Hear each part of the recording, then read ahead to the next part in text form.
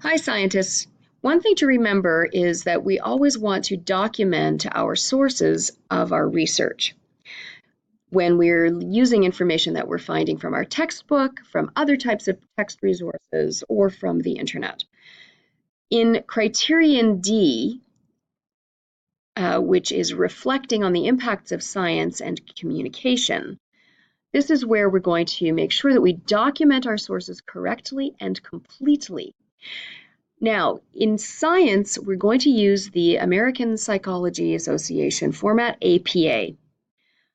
And again, from our lab guide, reminder that APA uses in-text citation, and we're going to have a references page at the end of our report. To remind ourselves how to do that, I'm going to go to the portal and click on Learning Commons. From Learning Commons, I'll be able to find citation support and go into that. And I can find style-specific resources for APA. So we can go here and take a look at what's presented there. We can look at quick tips for formatting. We can look for quick tips for formatting the bibliography page, which in APA we're going to call references page. All of the specifics about how to do that are here. And then finally, we can check if we want to use an online citation generator like BibMe and go into this. I only want to create citations using APA.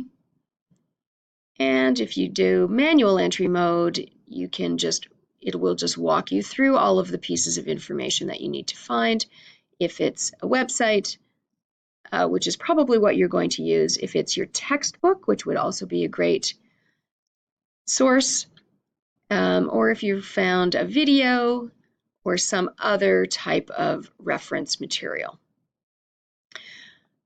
So we will ask you when you're doing your hypothesis and when you're doing conclusions later on after you've collected your data to explain using scientific reasoning. That scientific reasoning may be partially brought from research into the subject matter that you are doing and making sure that you collect that source information as you go.